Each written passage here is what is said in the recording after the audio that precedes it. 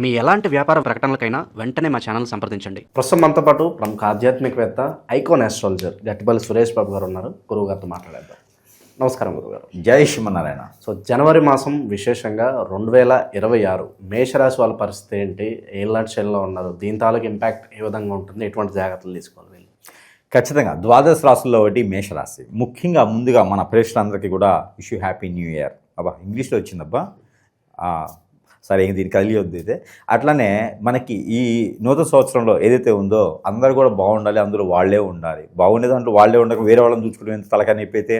కాబట్టి అందరూ బాగుండాలి, అందులో వాళ్ళే ఉండాలి. కాబట్టి ఈ యొక్క ద్వాదశ రాశిలో ఒకటి మొదటి రాశి అయినటువంటి మేషరాశి ఏదైతే ఉందో ఈ మేషరాశి వారికి అయితే అద్భుతమైన ప్రతిఫలాలు కనిపిస్తూ ఉన్నాయి. ఎందుకంటే కనుక ఈ యొక్క మకర రాశిలో ఏర్పడేటువంటి గ్రహ కూటమి 10వ తారీఖు నుంచి 18వ తారీఖు వరకు గ్రహాలు మారుతూ ఉన్నాయి. ఈ మార్పిడి గ్రహాల వలన మకర రాశిలో ఏర్పడేటువంటి ఈ యొక్క పంచగ్రహ కూటమి అనేది ఏర్పడుతూ ఉంది. 2వ స్థానంలో వచ్చేసేటికి పంచగ్రహ కూటమి ఏర్పడిన మకర రాశి అయితే, కుంభరాశిలో రాహు ఉన్నారు.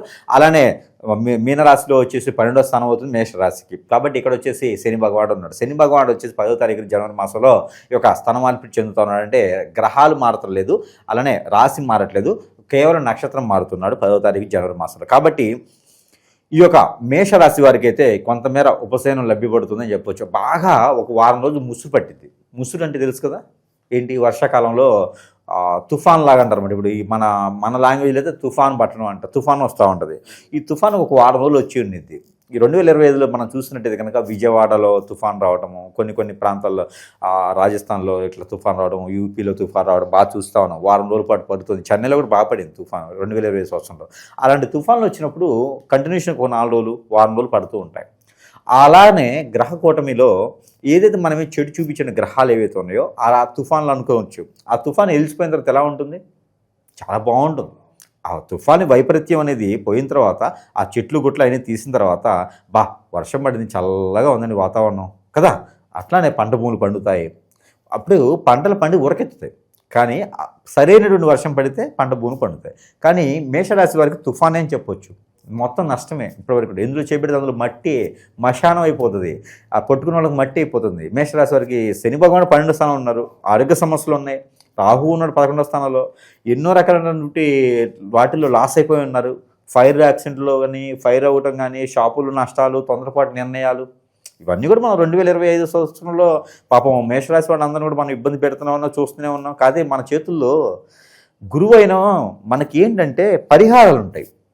ఒకళ్ళ దగ్గర వేడి ఉంది అంటే చల్లబరిచే పరిహారాలు ఉన్నాయి. కానీ గ్రహాన్ని మార్చే స్థితిగతులు నా దగ్గర లేవు. కాబట్టి అందుకే ప్రజలు ఇబ్బంది పడకుండా పరిహారాలు చెప్తూ, ఎందుకంటే గ్రహాన్ని మార్చేటువంటి అంత శక్తి మన దగ్గర లేదు. కాబట్టి ఈ యొక్క తుఫాను ఏదైతే ఉందో ఈ తుఫాను వెలిసిన తర్వాత వాతావరణం ఎలా అయితే చల్లగా ఉంటుందో అదేవిధంగా గ్రహాలన్నీ కూడా వీరి మీద ఏకదారిగా వీరి మీద తుఫాన్ దాడి చేసినట్టుగా వారి మీద నరదిష్టి ప్రభావం, శత్రు ప్రభావం, నరఘోష ప్రభావం, అలానే పితృదోష ప్రభావం, గ్రహదోష ప్రభావం, శని ప్రభావం, ఇవన్నీ కూడబొలుకొని ఉంచాలా, దించాలా, తీయాలా, పెట్టాలా అనే విధంగా ఉండేటువంటి రాశయ్య ఉంది అంటే కనుక మేషరాశి. పాపం చాలా కష్టాలు పడుతున్నారు 2020 సంవత్సరంలో. అలాంటి కష్టాలకి కొంతమేర ఉపశమనం దొరికేసి ఈ పంచగ్రహ కూటమి వలన కొంతమేర పర్వాలేదు, మళ్ళీ నెక్కుంటారు. తనకి తానికే మంచి ఓపిక, నైపుణ్యత, నేతృత్వం అన్నీ కూడా ఏర్పడేసి వీరికి వీరే కొంతమేర మళ్ళీ సెటిల్ అయ్యేదానికైతే ఉంటుంది. అంటే తగిలిన కాలికి మళ్ళీ తగులుతాయి కదా, అది మానిపోతుంది పుండైతే, అప్పుడు తగిలిన ఇబ్బంది లేదు. కాబట్టి వారికి వారు నిలదొక్కోవాలి అనేటువంటి సంకల్పం ఉంది చూసారా, ఇది గొప్ప విషయం. మేషరాశి వారికి చాలా ఓర్పు ఉంటుంది. ఎంత కోపం ఉంటుంది తెలుసా అండి, అంత కోపానికి ఓర్పు ఉంటుంది. అనేటప్పుడు బుడబుడబుడ మాట్లాడేస్తారు, లోపల ఏం పెట్టుకోరు వాళ్ళు. ఎందుకంటే ఉన్న విషయం మొహాన్ని పాడేస్తారు. అందుకే మేషరాశి వారు అంటే ఎవరికి నచ్చదు. ఎందుకంటే వారి తత్వం ఏంటంటే ఉన్నమాట మొహాన్ని అడుగుతారు. అది ఎవరికి నచ్చదు కదా, అందుకే నచ్చదు అనమాట.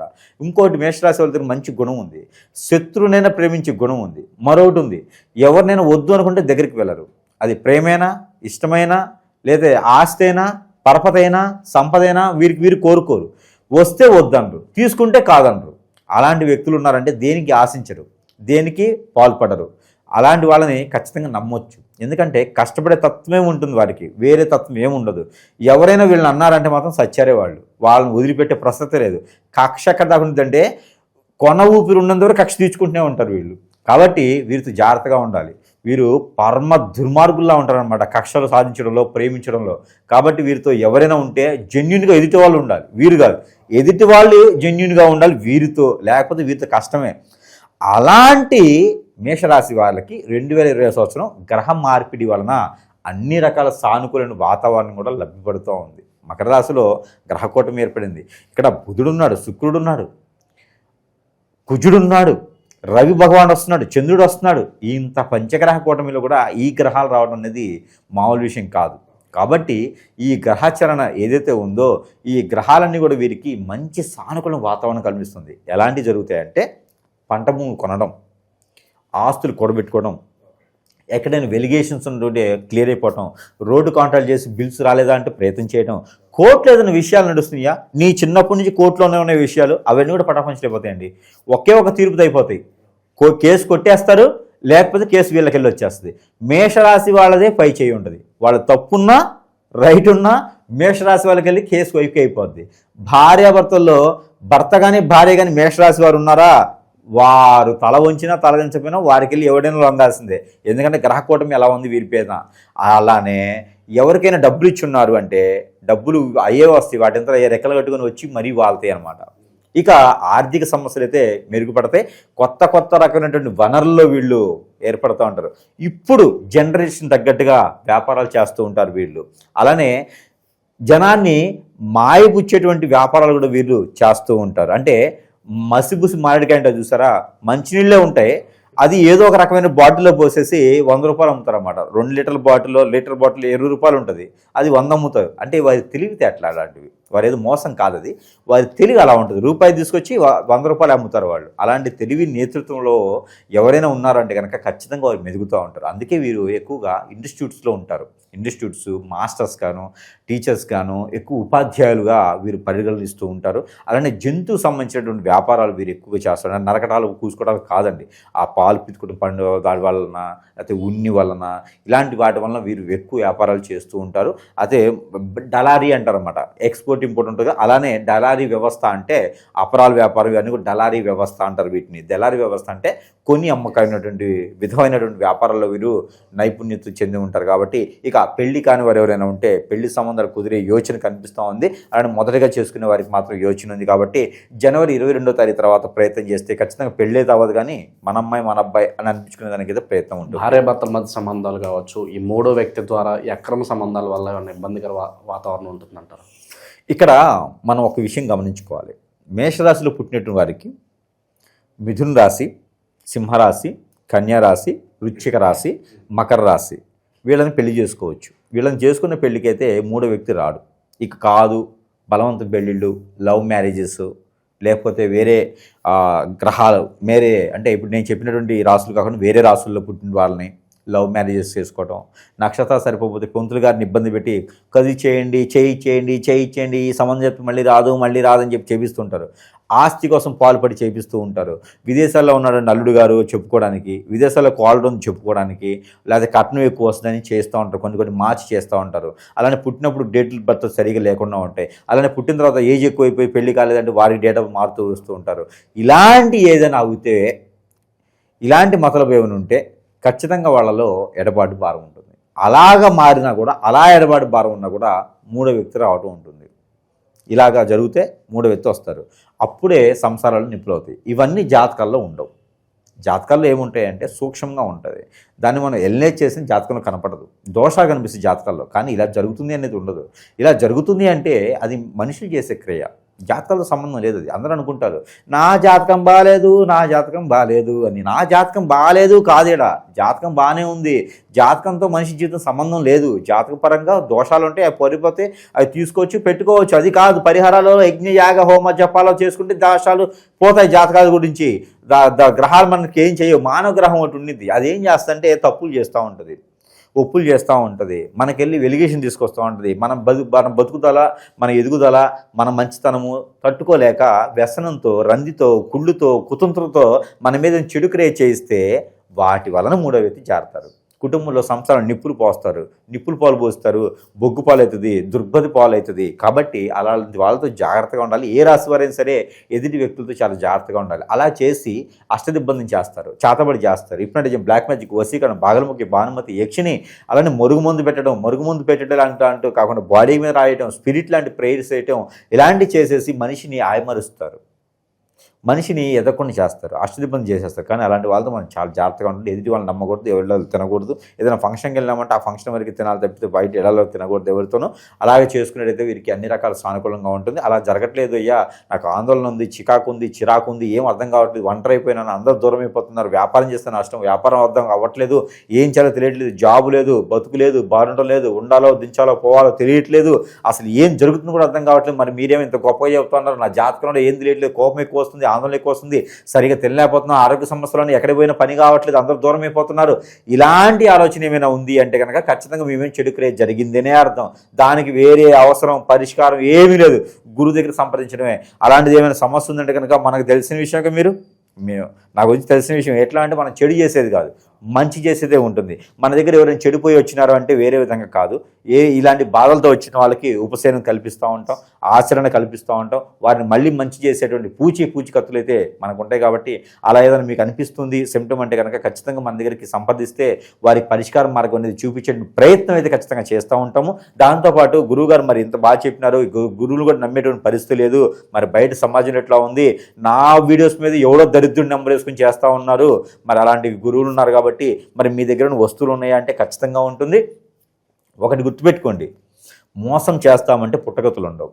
అలాగా ఒకరి సొమ్ము ఒకరు తినాలి అంటే కూడా దానికి పునర్జన్మ ఉండదు. అలానే ఒకరి కష్టం ఒకరు తినాలి అంటే కూడా దానికి ఈ జన్మే కారణభూగిస్తూ ఉంటారు. కాబట్టి అలాంటి గురువుల మీద వీడియోలు వేయటం కానివ్వండి, అలాంటి గురువుల మీద రూమర్స్ చేయడం కానివ్వండి, వాళ్ళ నెంబర్లు వేసేసుకొని వ్యాపారం చేయడం కానివ్వండి చేశారనుకోండి, ఖచ్చితంగా ఈ జన్మలోనే అనుభవించడానికి ఉంటుంది. ఇంకోటి ఏంటంటే గురువుల్లో కొన్ని వాళ్ళ నోటి ద్వారా కొన్ని పలికామంటే కనుక వారి వంశం మొత్తం కూడా అది చిట్టుకోలు గుట్టుకోలేదు ఉంటుంది. కాబట్టి గురువుల్ని వెంచకూడదు, గురువుల్ని చేయకూడదు. అధ్యాపకులు అంటే దారి చూపించేవాడే తప్పితే ఆ గురువులు పేరు చెప్పుకొని చాలామంది బ్రతుకుతూ ఉన్నారు. దయచేసి వారందరూ కూడా నీతి నిజాయితీగా చేసుకునే ప్రయత్నం చేయండి, లేకపోతే ఏదైనా చేసుకోండి. అంతేగాని గురువుల్ని సంపోషించి, గురువుల్ని ఉద్దేశం చేసి, గురువులకి ఏమి రాదు, వాళ్ళకి గురువుల దగ్గర ఏమి ఉండదు మట్టి తప్పితే. కానీ గురువుల్ని సంపోషించి చేయటం ఏది అంత అనాగరికం అన్నమాట. దానివల్ల వారే ఇబ్బంది పడుతూ ఉంటారు. కాబట్టి ఇంట్లో తల్లితో సమానమైనటువంటి గురువుల్ని ఇబ్బంది పెడితే ఎంత బాగుంటుందో ఇంక మీకే వదిలేస్తున్నాను. అదైతే ఇకపోతే మన పరీక్షలందరికీ కూడా ఇక గురువుగారు వారు అనుకుంటారన్నమాట, గురువుగారు మరి ఇంత బాగా చెప్తున్నారు, మరి ఇంత బాగా మీరు చెప్పేటువంటి చేసి మరి అన్ని రకాల బాగుంటుంది, మరి మాకు పరిష్కార మార్గం ఉందంటే కనుక మన దగ్గర ఖచ్చితంగా కొన్ని రకాల వస్తువులు ఉన్నాయి, మంత్రోచ్చారణ చేసి ఉంటాయి.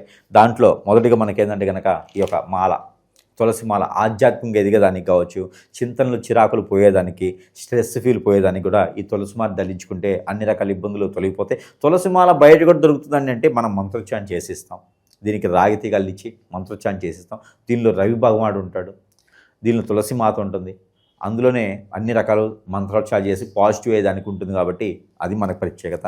ఈ బయట ఎక్కడైనా దొరుకుతాయి కానీ మంత్రోచ్చారణ దొరకదు. కాబట్టి దాంతోపాటు ఈ దీపం ఉంటుంది అనమాట, ఒత్తి. ఈ ఒత్తిలో ఎన్నో రకాల యంత్రాలు వేస్తాం, ఎందుకంటే వారి సమస్యను బట్టి యంత్రం ఉంటుంది. వారి సమస్యను మనకు తెలిస్తే ఆ యంత్రం వాడుకునే విధంగా వస్తుంది. ఇది ఎలా వాడుకోవాలి అనేది మనం చెప్తాము. ఇది వచ్చేసి 41 రోజు వాడుకోవాలి, ఒక్కో రోజు ఒక్కోటి వాడుకోవాలి. నైట్ పడుకునేటప్పుడు ఇది వాడుకుంటే మనలో ఉన్నట్టు నెగిటివిటీ అంతా పోతుంది. దెయ్యాలు, భూతాలు, పిచాచులు, ఆత్మలు, కొరివి దెయ్యాలు ఇవన్నీ పోతాయి. దాంతోపాటు మానవ గ్రహాలు పోతాయి, దాంతోపాటు చెడు ప్రయోగం పోతుంది. మనమేం జరిగిన హిప్నాటిజం, బ్లాక్ మ్యాజిక్, వశీకరణ, చాతబడి అవన్నీ కూడా పటాపంచలేకపోతుంది. కాబట్టి మనం బాగుపడేందుకు మార్గాలు ఎన్నో రకాలు ఉన్నాయి. దాంట్లో ఇదొక మార్గం, ఇదొకటి ఉంటుంది. దాంతోపాటు ఆరావళి కాటుక, ఈ ఆరావళి కాటుక ధరించుకోవడంలో ఎన్నో రకాల సమస్యలు దూరం అయిపోతారు. నరదిష్టి, నరఘోష, శత్రుభయం, శత్రుపీడ, పితృదోషాలు ఇవన్నీ కూడా కొంతమేర ఉపశమనం లభ్యపడుతూ ఉంది. కాబట్టి పెద్దవారైతే మగవారైతే తలకి, ఆడవారైతే కంటికి, పిల్లలైతే కనుక కాలికి పూసుకోవచ్చు. ఈ యొక్క కాటుకు పెట్టుకుంటే నరదిష్టి ప్రభావం ముఖ్యంగా పోతుంది, పిల్లలు ఎదుగుదల ఉంటుంది, నేలపడతనం తగ్గుతుంది. అలానే మనకు ఇది గుర్రపునాడ, ఈ గుర్రపునాడ ఇంట్లో పెట్టుకుంటే కూడా ఇంట్లో ఎలాంటి నెగిటివిటీ కూడా దగ్గరికి రాకుండా ఉంటుంది. కాబట్టి గుర్రపునాడ. వ్యాపార సంస్థల్లో కూడా మనం ఈ యొక్క మాయాజల్ ఇది పెట్టుకుంటే కనుక వ్యాపార సంస్థల్లో ఖచ్చితంగా లబ్ధి పొందుతానికి నరదిష్టి, నరఘోష కూడా తగ్గిపోతుంది. ఇకపోతే ఇది నేల అష్టదిబ్బందన అంటారు. ఇంట్లో ఏదైనా నెగిటివిటీ జరిగింది, ఇంట్లో ఏదైనా చెడు కార్యాలు జరిగినాయి. దాని తర్వాత 6 నెలలు మూసేయమన్నారు, 6 నెలలు తెరవమన్నారు, ఇంట్లో ఏదో తిరుగుతుంది, అష్టదిబ్బంది అవుతుంది, మాకు ఎవరికి బాగున్నట్లే, ఇంట్లో ఏదో జరుగుతుందండి, ఎవరు చదవటి చేయించారండి మా ఇల్లు కావాలని, ఇంట్లో ఏదో తిరుగుతుందండి అన్న వాళ్ళకి ఇది నేల అష్టదిబ్బందన అంటారు. ఇది వచ్చేసి కుండలో పెట్టేసి ఇంట్లో బంధిస్తాం అన్నమాట, అష్టదిబ్బందం చేస్తాం. ఇలాంటి అష్టదిబ్బందం చేయడం ద్వారా ఇబ్బంది లేకుండా ఉంటుంది. నా భర్త దూరమైనాడు, నా భార్య దూరం అవుతుంది, పిల్లలు దూరమైనారు, ఎవరో మందు పెట్టేసినారంటే వాళ్ళ ఫుడ్లో ఇది రోజ్ వాటర్ మంత్రోచ్చారణ చేసి ఉంటాయి. ఈ రోజ్ వాటర్ కనుక ప్రతిరోజు వాళ్ళు తినే ఫుడ్లో 2 డ్రాప్స్ వేస్తే లోపల ఉన్న నెగిటివిటీ, హిప్నాటిజం అన్నీ కూడా ఇలా చిటిలో పటాపంచలేకపోతాయి. కాబట్టి ఇలాంటి ప్రయత్నం చేసుకొని దేవుని అనుగ్రహం కూడా ఖచ్చితంగా కావాలి వీరికి. ఇంకా వస్తువులు కావాలంటే మన దగ్గర చాలా రకాల వస్తువులు మంత్రోచ్చారణ చేసి ఇస్తాం కాబట్టి ఇబ్బంది లేకుండా వాడుకోవచ్చు. మంత్రోచ్చారణ చేసి వారికి ఉన్న సమస్యను బట్టి పరిష్కార మార్గం చూపించడం జరుగుతుంది. కాబట్టి ఆ విధంగా సంప్రదిస్తే కనుక సరస్వైనటువంటి ధరల్లోనే ఈ యొక్క వస్తువులు వారి వద్దకే, వారి చెంతకే చేర్చే సదవకాశాలు మన దగ్గర లభ్యపడతాయి. కాబట్టి ఎవరైనా సద్వినియోగం చేసుకోవచ్చు, ఈ అవకాశాన్ని మిస్ అవ్వద్దు. అలానే ఇక దేవుని అనుగ్రహం కూడా కావాలి. ఈ దేవుని అనుగ్రహంలో ఎక్కడైనా శివాలయం ఉంటే కనుక రుద్రాభిషేకం చేయించడం, పంచామృత అభిషేకం చేయించడం చేసుకోవాలి. అలానే రావి చెట్టు, వేప చెట్టు ఉన్న దగ్గర దీపరాజుని గురువారం రోజు సాయం సంధ్యలు చేస్తే ఆర్థిక సమస్యలే కాకుండా పెళ్లి అయ్యేటువంటి యోచన కనిపిస్తూ ఉంది. అలానే కాలసర్పదోషం, నాగదోషం, కుజదోషం ఉన్న కూడా మర్రి చెట్టు, మారేడు చెట్టు, నేరేడు చెట్టు, నిమ్మ చెట్టు, దానిమ్మ చెట్టు, అలానే యాప చెట్టు, రావి చెట్టు, ఇలాంటి చెట్లు ఏవైతే ఉన్నాయో ఆ చెట్ల కింద కనుక ఏదో ఉన్న ఒక చెట్టు కింద గురువారం రోజున కనుక ఒక దీపారాధన చేస్తే సరిపోతుంది. అలానే వీరికి ప్రతిరోజు చేసుకోవాల్సిన పరిహారం ఏంటంటే ప్రతిరోజు 2 ఇలాచీలు అయితే తినడం, 2 ఇలాచీ జోలు వేసుకుని వెళ్తే కనుక వీరికి ఆర్థిక సమస్యలు, ఆరోగ్య సమస్యలు అన్నీ కూడా మెరుగుపడేదానికి అవకాశం కనిపిస్తుంది. ఇంక వీరికి కలిసి వచ్చే కలర్ అయితే బిస్కెట్ కలరు, ఊదా కలరు, రెడ్ కలరు బాగా కలిసి వస్తుంది. వైట్ కలర్ కూడా అద్భుతంగా ఉంటుంది. వీరికి కలిసి వచ్చే నెంబర్ అయితే కనుక 2, 4 నెంబర్లు, 7 నెంబర్లు వీరికి అద్భుతంగా కలిసి వస్తుంది. కలిసి వచ్చేటువంటి వారం అయితే కనుక సోమవారం, మంగళవారం బాగా కలిసి వస్తాయి. కాబట్టి ఈ విధమైన ప్రయత్నం చేసుకుని అదృష్టవంతులు మేషరాశి వారు ఒకరు అవ్వాలి. వచ్చేటువంటి జనవరి ఏదైతే ఉందో 2026 సంవత్సరం జనవరి మాసం మొత్తం కూడా అద్భుతంగా ఉంటుంది. ఏదైతే ఉందో మొదటి అడుగు జీవితంలో ఎదగడానికి మొదటి అడుగు జనవరి మాసంలో వేయాలని మనస్ఫూర్తిగా కోరుకొని మేషరాశి వారు బాగుండాలి. అందులో మేషరాశి వారు ఉండాలి కాబట్టి అందరూ బాగుండాలి, అందులో మేషరాశి వారు ఉండాలి. కాబట్టి అందరికీ జై శ్రీమన్నారాయణ.